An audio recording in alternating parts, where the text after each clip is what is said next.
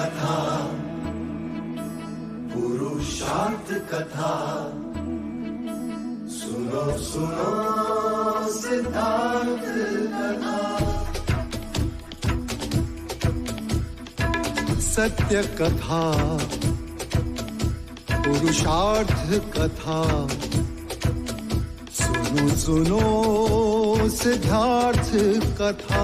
चढ़ते सूरज सा तेजवान वो कीर्तिमान, हुंकार भरे जब कूच करे, थर थर कांपे आसमान।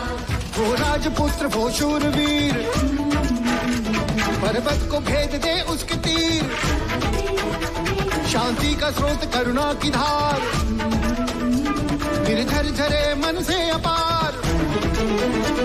वो राजपुत्र वो शूरवीर, पर्वत को भेद दे उसके तीर, है शाक्य वंश का वो तारा, जगमग है जिससे जग सारा। सत्य कथा, पुरुषार्थ कथा, सुनो सुनो सिद्धार्थ कथा।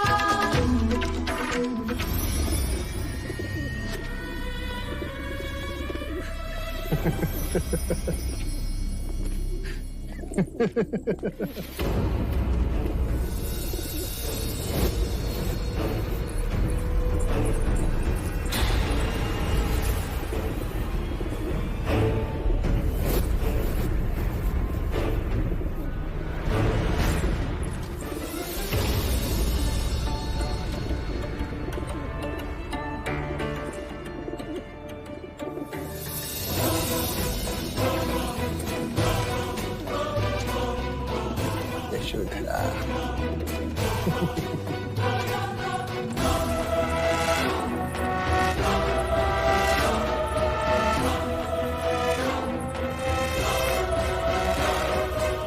गोपाल, क्या हुआ गोपाल? तुम रो क्यों रही हो? किसी ने तुमसे कुछ कह दिया क्या? गोपाल, क्या हुआ है? रो क्यों रही? यशोधरा, तुम्हें किस बात से पीड़ा पहुंची है पुत्र?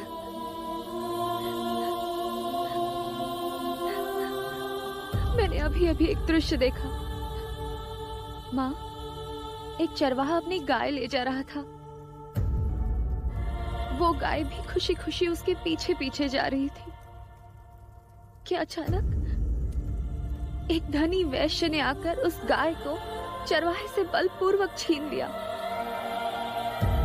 वो गाय चीखती रही, चिल्लाती रही। बस इतनी सी बात? तुम कहो तो अभी उस गाय को छुड़वा कर वापस उस चरवाहे को लौटवा देते। सच कह रहे हैं आप? अवश्य, निसंदेह। तो कुछ देर के लिए समझ लीजिए कि वो चरवाहा सिद्धार्थ है और वो धनी देवदत्त, और वो गाय आपकी पुत्री है पिताजी। यशोधरा, ये क्या ठिठोली है? यही सच है पिताजी। अगर मैं आपके कहने पर देवदत्त से विवाह करके कपिलवस्तु आ भी जाऊं, लेकिन मैं सिद्धार्थ के बिना खुश नहीं रहूंगी। परंतु उन्होंने ही हमारे समक्ष कुमार देवदत्त से तुम्हारे विवाह का प्रस्ताव रखा। पर मैं सिद्धार्थ से विवाह करना चाहती हूँ। असंभव, कदापि नहीं। तो क्या हम अपनी पुत्री से उसका वर चुनने का अधिकार भी छीन लेंगे? मैं सिद्धार्थ से प्रेम करती हूँ और उसी से विवाह करना चाहती हूँ। मुझे भी सिद्धार्थ पसंद है। आपको इस विवाह से क्या आपत्ति है? आपत्ति यह है अमिता कि मैं अपनी पुत्री को एक जोगन बनते नहीं देख सकता। केवल एक बार कपिलवस्तु के लोगों से सिद्धार्थ के बारे में पूछिए तो वो अपने युवराज को पूछते हैं पिताजी। किंतु जब युद्ध होता है तो उसमें एक बलशाली जीतता है, सन्यासी नहीं। और उसी सन्यासी ने कपिलवस्तु के गुरुकुल की प्रत्येक स्पर्धा में देवदत्त को पराजित किया है। छल कपट से पराजित किया है सिद्धार्थ ने। मैं उसे जीत नहीं मानता। तो फिर एक ही उपाय है, आप स्वयं उसकी परीक्षा लें।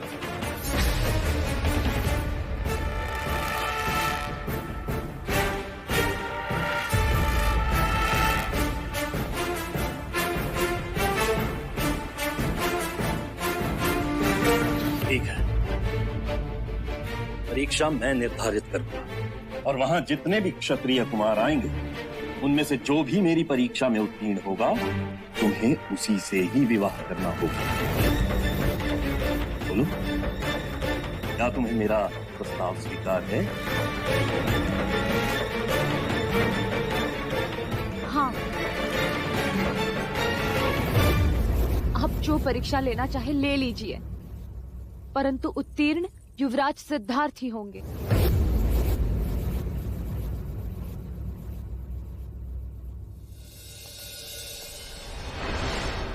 न जाने राजा दंडपानी को क्या सोचे कि परीक्षा लेने की ठानी है उन्होंने।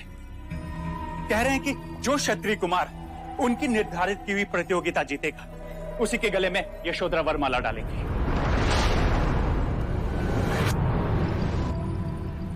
तो आप व्यर्थ चिंतित क्यों हो रहे हैं? राजा दंडपानी की निर्धारित की हुई प्रतियोगिता हमारा देवदत्त ही जीतेगा। परंतु सिद्धार्थ उसे जीतने दे तब ना। कभी कभी जो काम आग से नहीं बनता वो आंसुओं से बन जाता है। अर्थात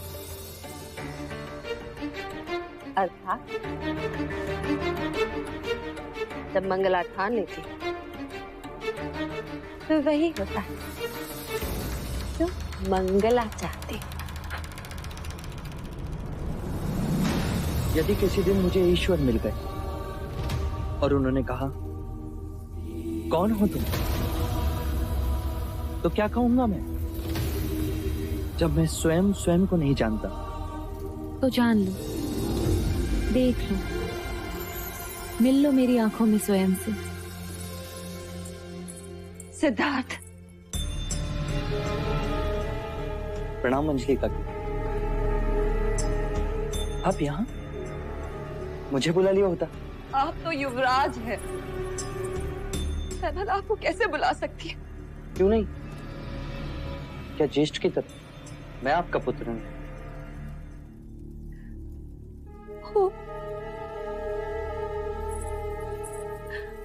वो तो तुम हमेशा से हो। और आज उसी अधिकार से तो एक माँ अपने एक पुत्र से दूसरे पुत्र के लिए कुछ मांगने आई है। आप आज्ञा करें। तुम जानते हो सिद्धार्थ, मैंने राजा दंडपानी से देवदत्त के लिए यशोदा का हाथ मांगा है। पता नहीं क्यों आज राजा दंडपानी के मन में ऐसा क्या आया जो उन्होंने यशोधरा के स्वयंवर की बात। तुम जानते हो ना सिद्धार्थ? हाँ, जानता हूँ। तब तो तुम ये भी जानते हो कि इस समय पूरे शाक्यकुल में केवल ऐसे दो ही योद्धा हैं जो इस स्वयंवर को जीत सकते हैं। एक हो तुम और दूसरे तुम्हारे ज्येष्ठ। क्या चाहती हैं आप? क्या सीता के स्वयंवर में लक्ष्मण भी प्रतियोगी होगा? या एक ही कन्या के लिए दो भाइयों के बीच में प्रतिस्पर्धा होगी? क्या प्रथा के अनुसार देवदत्त का विवाह तुमसे पहले नहीं होना चाहिए? तुमने हर प्रतिस्पर्धा में अपने ज्येष्ठ को पराजित किया है। क्या इस बार तुम अपने ज्येष्ठ को जीतने नहीं दोगे? क्या तुम नहीं चाहते कि तुम्हारे ज्येष्ठ का विवाह यशोधरा से हो जाए?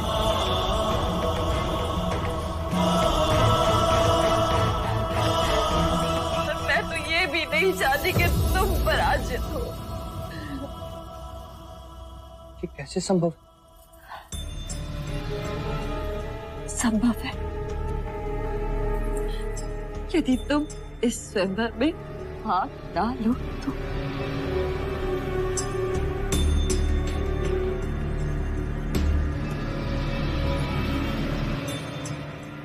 अपनी काकी माँ का मान रखोगे ना पुत्र?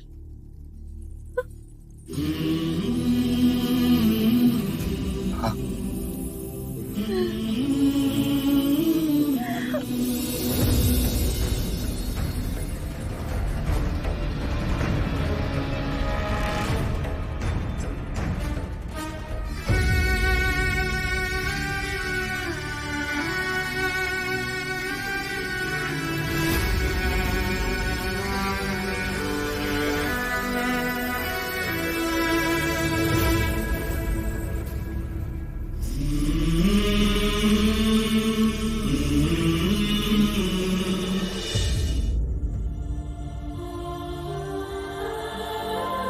महादेवी, महाराज शुद्धोदन पधार रहे हैं।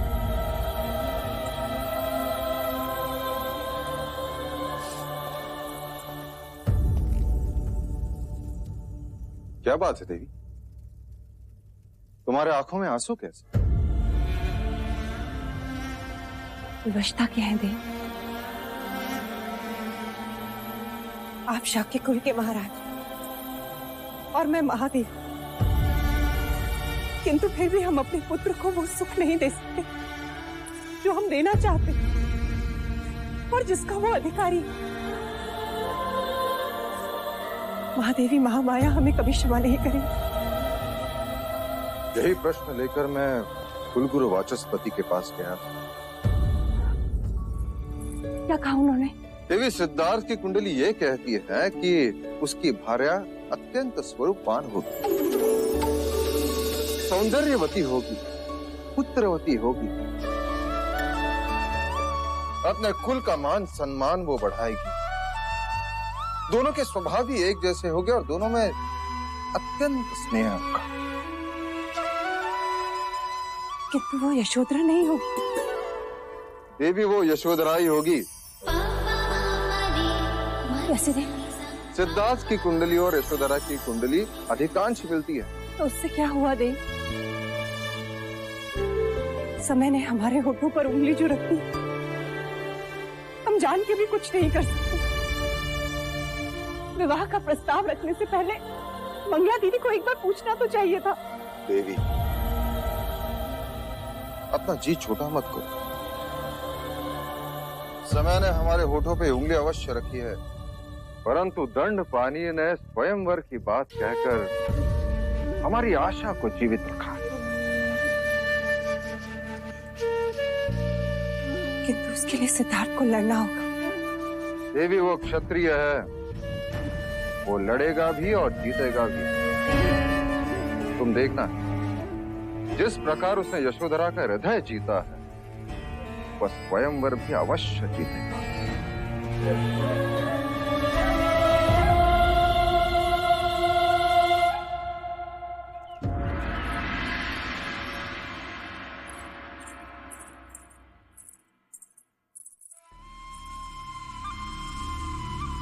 यशोधरा कहाँ जा रही है?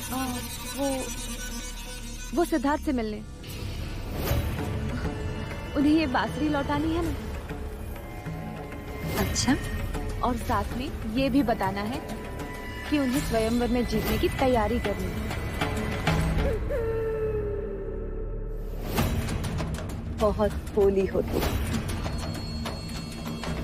युवराज सिद्धार्थ स्वयंवर में तब जीतेंगे ना जब वो उसमें भाग लेंगे।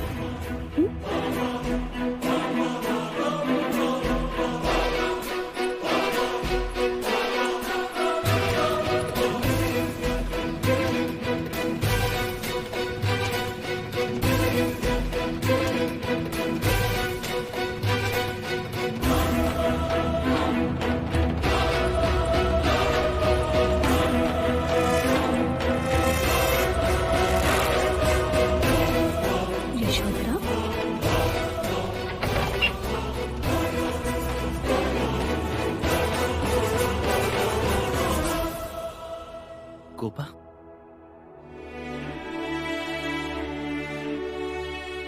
तुम यहाँ? मैं सारे स्त्री सम्मान को भुलाकर तुम्हारे पास आई हूँ सिद्धार्थ। क्या उर्मिला की तरह तुम मुझे मेरे प्रेम से मिला सकते हो? तुम चेष्ट की बात कर रही हो? इतना भी विवश मत करो मुझे कि उस विवशता के आगे मैं अपने स्वयं को भी खो दूं।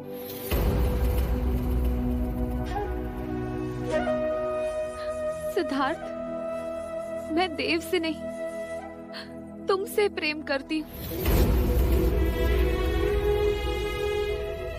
क्या तुम मुझसे विवाह करोगे?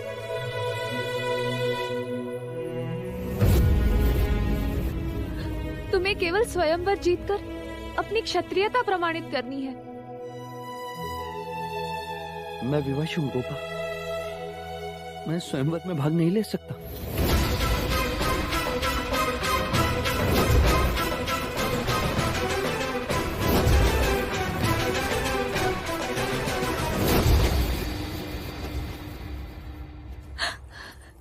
क्यों? क्योंकि चेष्ट तुमसे विवाह करना चाहता है। और मैं क्या चाहती हूँ इसकी कोई चिंता नहीं तुम्हें, कोई विचार नहीं।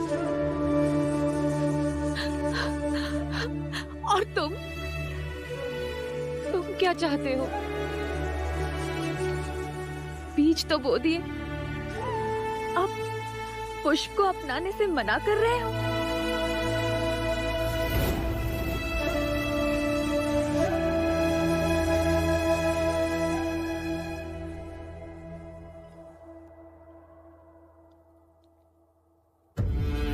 तुमने तो केवल इस गोपा को पत्थर में तराशा है, पर इस गोपा ने तुम्हारे नाम से अपने जीवन को तराशा है युवराज। यदि तुमने स्वयंवर में हिस्सा नहीं लिया तो इस गोपा का कोई वर नहीं होगा।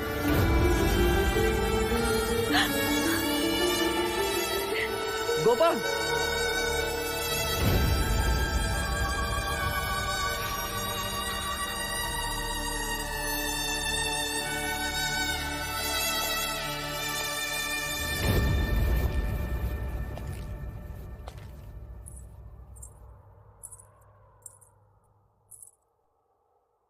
युवराज, वैसे तो मैं केवल एक दासी हूँ, परंतु महादेवी ने मुझे दाइमा का पद दिया है, इसीलिए आपसे पूछने की धृष्टता कर रही हूँ। यशोधरा को किस बात का दंड दे रहे हैं आप? आप तो न्यायप्रिय हैं। आप ही ने उर्मिला और बलदेव का प्रेम विवाह करवाया। यशोधरा आपसे प्रेम करती है युवराज, तो उसके साथ ये अन्याय क्यों?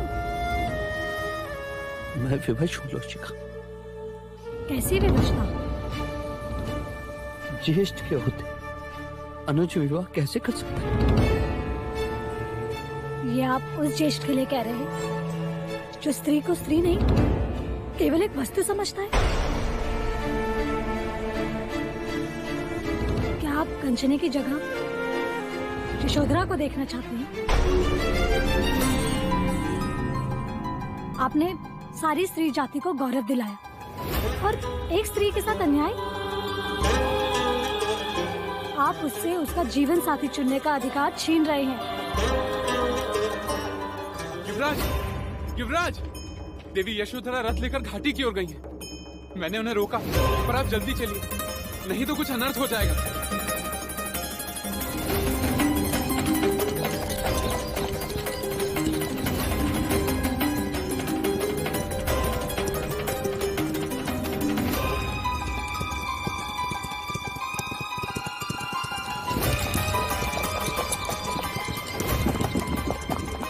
गोपा,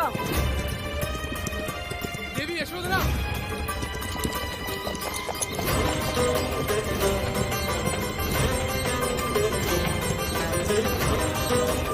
देवी यशोधरा,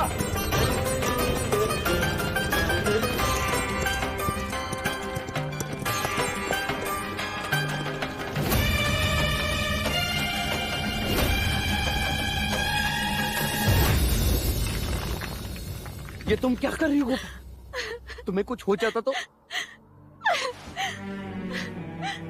क्या तुम्हारी तराशी हुई मूर्ति मेरी स्मृति में अमर हो जाती? नहीं गोपा नहीं, मूर्ति पत्थर की होती, मनुष्य में भावनाएं होती। मूर्ति प्रेम नहीं करती, पर गोपा प्रेम करती है। मूर्ति में प्राण नहीं होते गोपा, पर गोपा प्रेम के लिए प्राण दे सकती है। स्वयंवर में तुम्हें जीत कर अपनी अर्धांगिनी बनाऊं, उससे पहले मैं तुमसे कुछ पूछना चाहता हूं। क्या तुम इस जीते जागते प्रश्न का उत्तर बनोगी? क्या तुम सिद्धार्थ गौतम की भार्या बनोगी?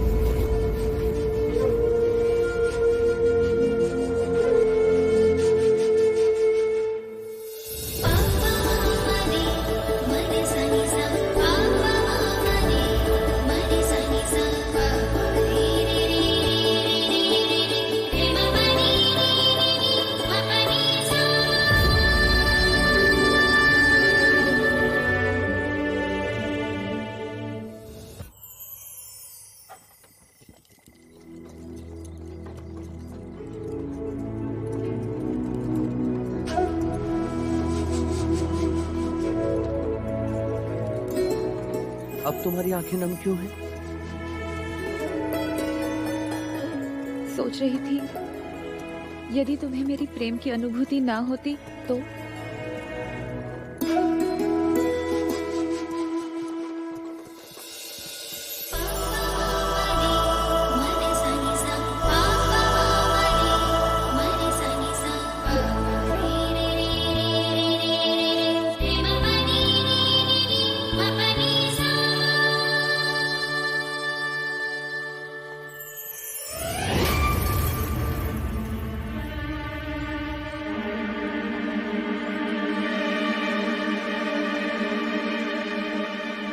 विधाता ने क्या सोचा है वो तो पता नहीं, परंतु इतना अवश्य पता है मंगल कि देवदत्त की कुंडली तो बदलनी ही होगी।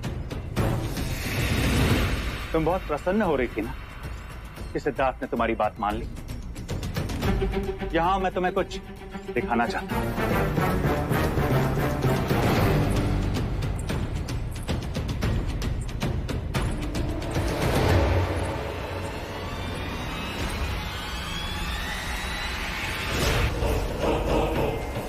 चीट करने से देखा अनदेखा नहीं होगा मंगल। सिद्धार्थ आधी रात को यशोधरा के साथ है, अर्थात तो स्वयंवर में अवश्य भाग लेगा।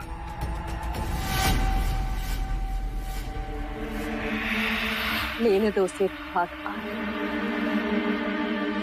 परंतु जब तक राजा दंडपानी हमारे पासों से खेलता रहेगा तब तक देवदत्त को इस स्वयंवर में जीतने से कोई नहीं रोक सकता, क्योंकि राजा दंडपानी इस स्वयंवर में वही परीक्षा निर्धारित करेंगे जो हम चाहेंगे।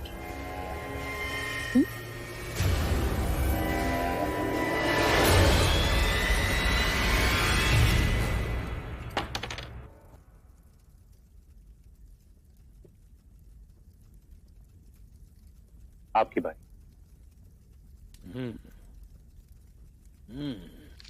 जय गिरे तो घर मिले।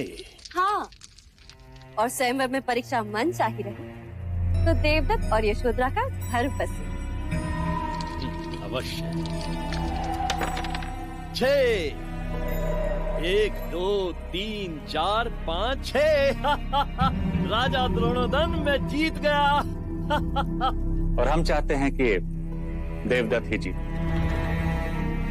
अरे राजा द्रोणोदन, आप खेल चौसर रहे हैं और आपके विचार कहीं और ही चल रहे हैं। सत्य कहा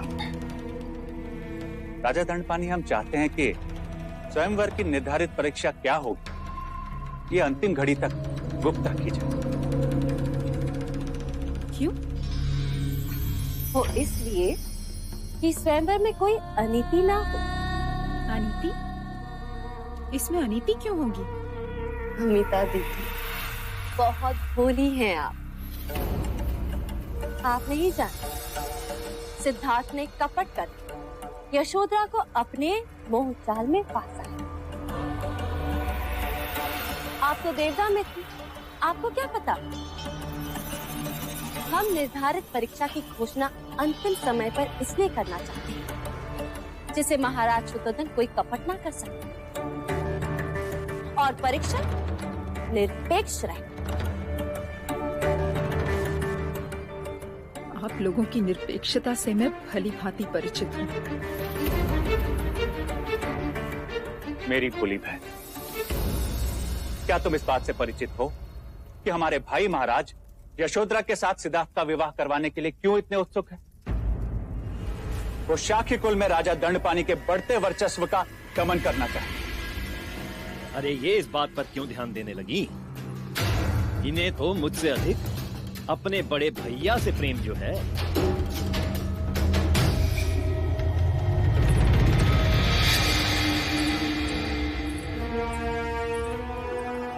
अब बताइए, आप मुझसे क्या चाहते हैं?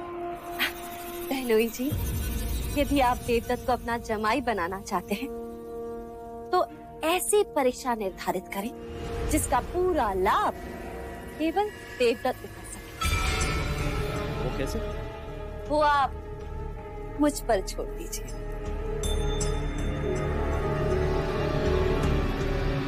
ठीक है, आप जैसा चाहते हैं मैं वैसा ही करूंगा। मैं भी यशोधरा का विवाह एक क्षत्रिय के साथ करना चाहता हूं, किसी कायर के साथ नहीं। सिद्धार्थ को हमें हर हाल में पराजित करना ही होगा।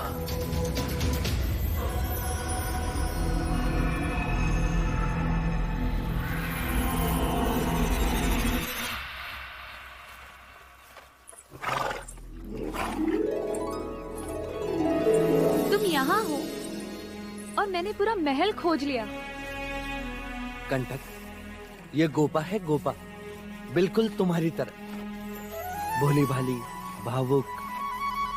तो इन्होंने तुम्हें भी बहुत रुलाया होगा। देखा, कंठक मेरा कहा समझ गया।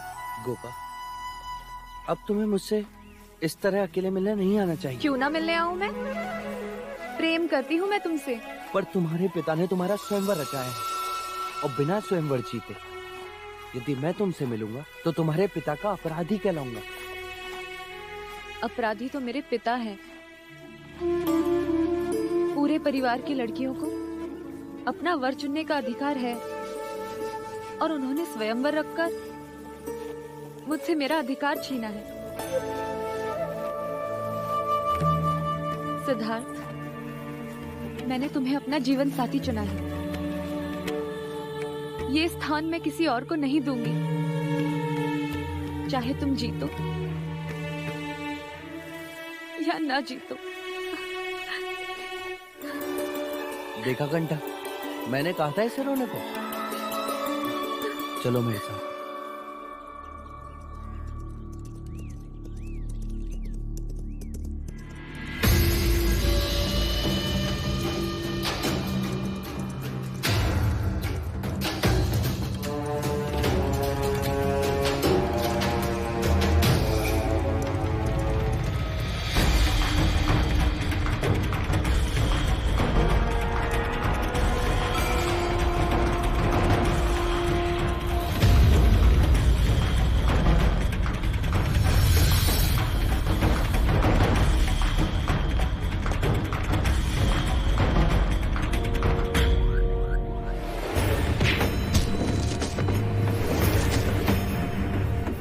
बलदेव, तुम?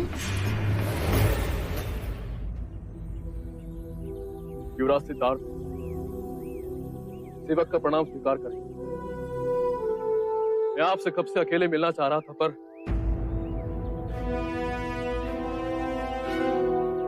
ये गोपा है, मेरी उर्मिला। गोपा ये बलदेव है, उर्मिला का पति। निश्चिंत होकर कहो, क्या कहना चाहते हो? युवराज, मैं आपके लिए अत्यंत महत्वपूर्ण सूचना लेकर आया हूं। शाक्य देश पर संकट का संकेत है। कौशल नरेश प्रसन्नजीत अश्वमेध यज्ञ की आड़ में शाक्य देश पर आक्रमण करने वाले।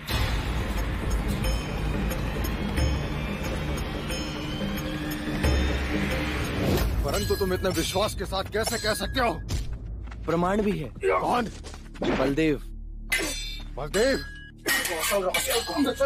जिसने तुमसे अभय दान लिया था? वो राजदूत जिसके पीछे आपने सैनिक भेजे थे।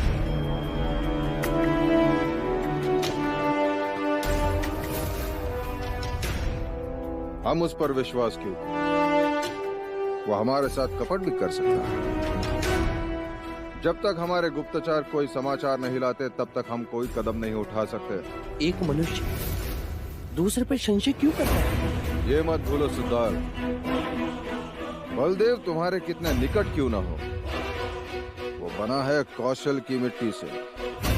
और जो मनुष्य अपने देश, अपने राजा से विश्वासघात कर सकता है, वो तुम्हारे प्रति निष्ठावान कैसे हो सकता है? कभी कभी मनुष्य का मिट्टी और देश पर भी भारी होती है पिताजी। केवल हमें सूचित करें। बलदेव ने अपने प्राण दांव पर लगाए। मैं तुम्हारे बात से सहमत हूं, परंतु राजनीति इतनी सरल नहीं। तुम्हारे लिए इतने जल्दी बलदेव पर विश्वास करना उचित नहीं है।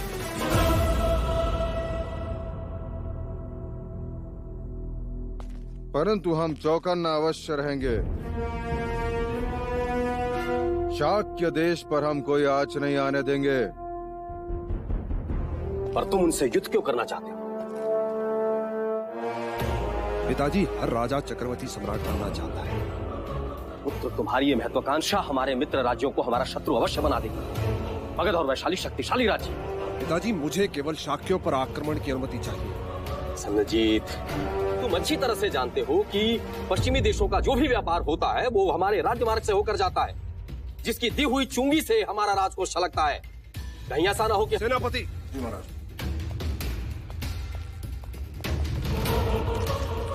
देखिए पिताजी, ये वो मार्ग है जो मगध और कौशल से होते हुए गांधार और मिस्र तक जाता है, और ये मार्ग शाक्यों के राज्य से होता हुआ गांधार में मिलता है, जो यात्रा का समय महीनों घटा देता है। तो पुत्र, ये मार्ग तो है ही नहीं। नहीं है पिताजी, नहीं है। किंतु यदि ये मार्ग शाक्यों ने बना दिया तो मगध का सारा व्यापार कपिल वस्तु के मार्ग से होगा। चुंगी उन्हें मिलेगी, उनका राजकोष छलकने लगेगा। इसीलिए शाक्यों पर आक्रमण करने से हमें दो प्रकार से लाभ।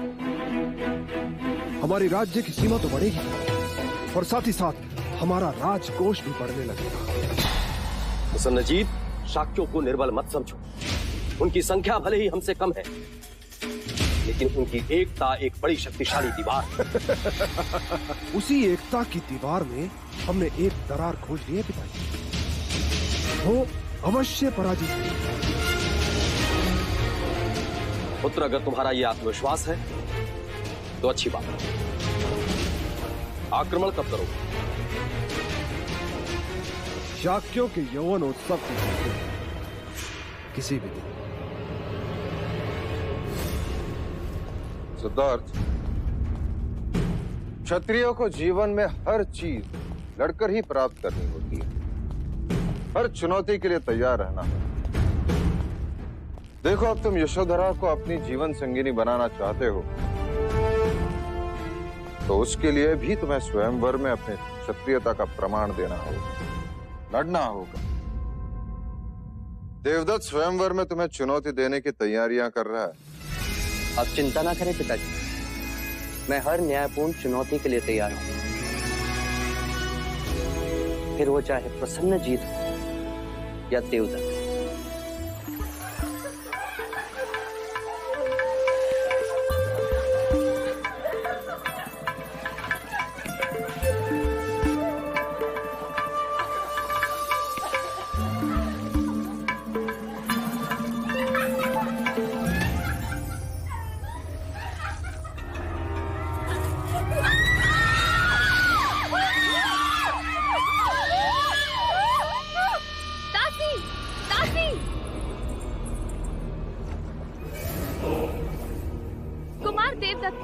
तुम्हें लाज नहीं आई इस तरह वामा कुंड पर आते हुए? तुम जानते नहीं कि यहाँ पुरुषों का आना निषेध है? जानता हूँ यशोधरा देवी, पर प्रेमियों के आने में तो कोई निषेध नहीं। उन वस्त्रों को मत छूना देवदत्त, ये तुम्हें शोभा नहीं देता।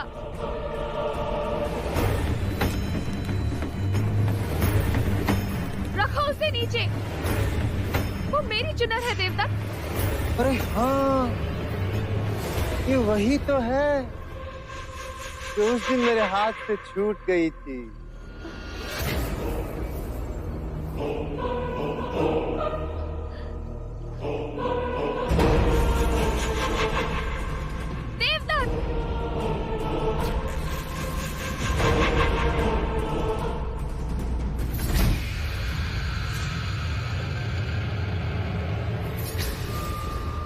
अरे घबराओ मत, मैं तो केवल ये चुनर देने आया तुम्हें। इसे पहन लेना, बहुत शोभा देगी तुम पे।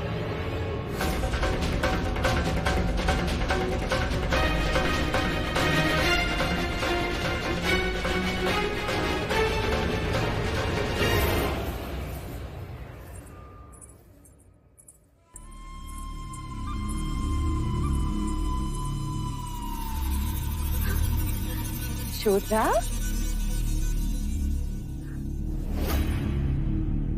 ये चुनर तुम पर कितनी सुंदर दिखाई दे रही है। मैं जानती थी तुम्हें ये चुनर अवश्य पसंद आएगी। ये चुनर मैंने विशेष रूप से तुम्हारे लिए बनवाई है।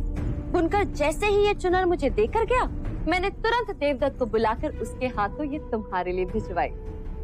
मंजली मामी, क्या आपको पता है देवदत्त मुझे ये चुनर देने कहाँ आया था?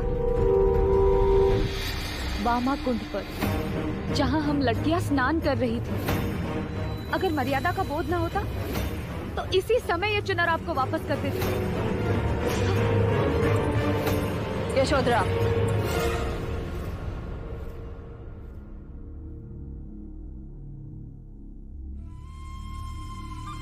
देवदत्त की ओर से मैं तुमसे क्षमा मांगती हूँ।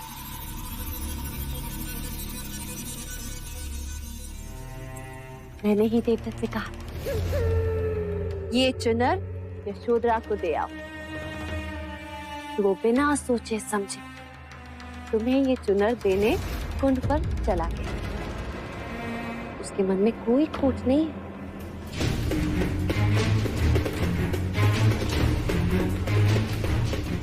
तुम ये बात किसी और से मत कहना। तुम्हें पता है ना, एक स्त्री के कारण भाइयों में महाभारत हुआ। तुम ऐसा कोई कारण नहीं बनना चाहती। फिर चाहे तुम आधी रात युवराज के साथ क्यों ना घूमो।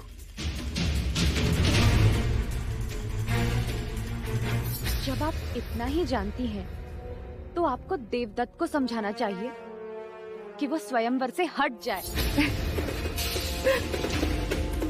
मैं बेबस और वो हटी। वो तुमसे ही विवाह करना चाहता और उसे कोई नहीं रोक सकता। वो दिन में घंटों गुरु अश्वपाल से युद्ध कला की शिक्षा प्राप्त करता। और तुम तो जानती हो देवदत्त कितना शक्तिशाली। मैं तो भगवान से बस यही प्रार्थना करती हूँ, स्वयंवर वाले दिन सिद्धार्थ को कुछ ना हो, अन्यथा मुझे बहुत खेद होगा।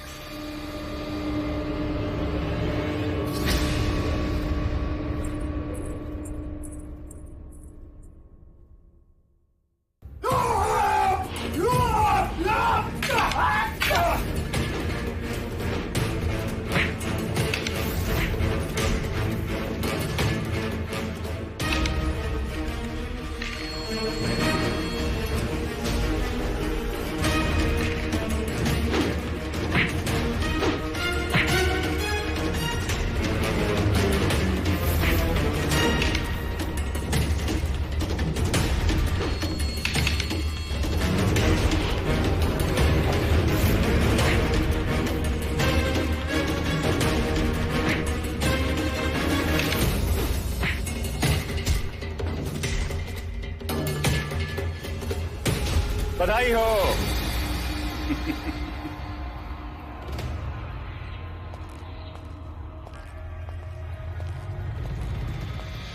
बधाई हो पुत्र। शक्ति के साथ साथ अब तुम्हें चपलता भी आई है, जैसे सिद्धार्थ में। किंतु एक बात का ध्यान रखना कि सिद्धार्थ की उंगलियां तुम्हारी गर्दन तक न पहुंचने पाए, अन्यथा फिर से तुम्हारी नस दबा के तो तुम्हें मूर्छित कर देगा। आप चिंता न करें पिताजी, अब मैंने सब जान लिया है। चोटी की तरह मसल के रख दूंगा, फिर यशोधरा केवल मेरी होगी, केवल मेरी। सत्य कथा, पुरुषार्थ कथा, सुनो सुनो सिद्धार्थ कथा।